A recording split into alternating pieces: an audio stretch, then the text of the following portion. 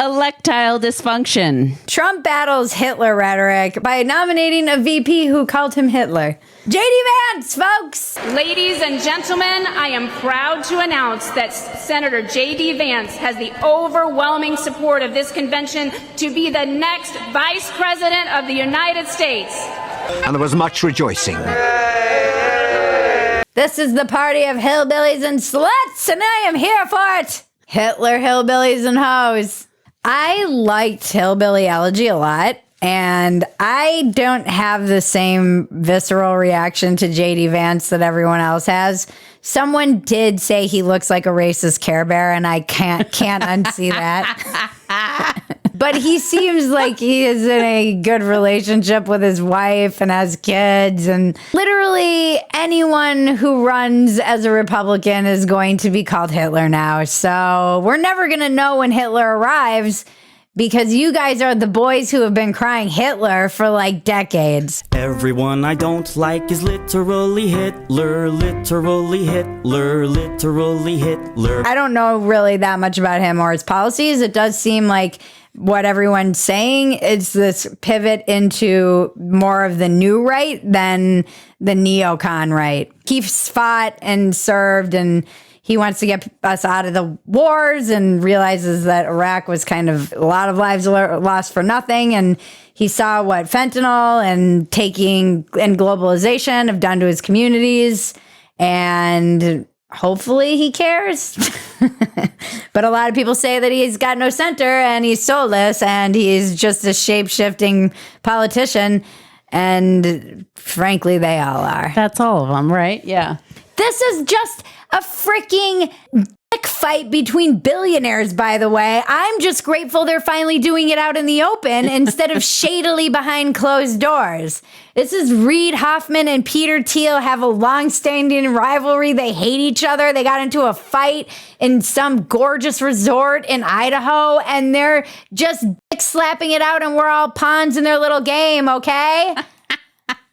It's so funny to me to watching how the right wing can figure out how to squander any goodwill or welcoming of people who have traditionally been Democrats or independents into opening up the tent to people who are not just white religious conservatives, which has been their kind of brand for quite as long as I can remember.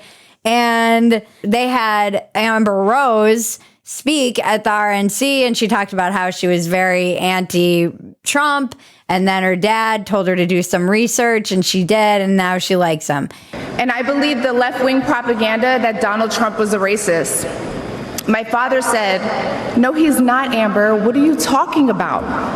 And when I insisted, he said, "Prove it." She was very eloquent, but then, of course, everyone was like, why is it, Matt Walsh in particular, was like, why is this slut with a face tattoo at the RNC? I'm like, your president paid hush money to a porn star. This is your party. Why are you slut-shaming someone when your president's a slut? He's more interested in the veneer of morality than the truth about immorality. He would rather have someone put on a fake suit and lie if they had a past than anyone who authentically is coming out and taking stock of what maybe lies they told themselves and what their past was. He would rather lose than have people who aren't as pure as him in the party. And this is just, this is his lane that he's in. Like, I get it. He's got to feed his family, so. Literally Hitler. If you want to win, you might have to accept people who aren't all perfect, good Catholics. Otherwise, you're not going to win. Because if we know anything about this country, it's that Hawk Tuah went viral for a reason. Oh, you gotta give it that spit all that night. Spit all that night. Spit all that night. Spit all that night. Spit all that night. Spit all that night. I'm going to write an article about Amber Rose and how she has made me feel welcome in the Republican Party. I'm calling it No Country for Old Sluts. It'll be on Substack. Go to Phetasy.com. Subscribe for free. What are you even doing with your life if you're not subscribed to our newsletter for free? Come on, people. Speaking of sluts, are you worried you have an STD? No one likes to think about STDs. None of us do. But if you're sexually active, you should be getting a routine STD and STI screening to make sure you and your partner or partners, we're not here to judge, are safe and healthy. QuestHealth.com offers comprehensive STD panels and individual STI screenings with several collection methods. These are the same quality lab tests that doctors use. It's as easy as purchasing a test from QuestHealth.com and visiting a nearby Quest Diagnostics location for sample collection, which is amazing, particularly for those of us on HMOs. Your results are delivered online quickly, discreetly.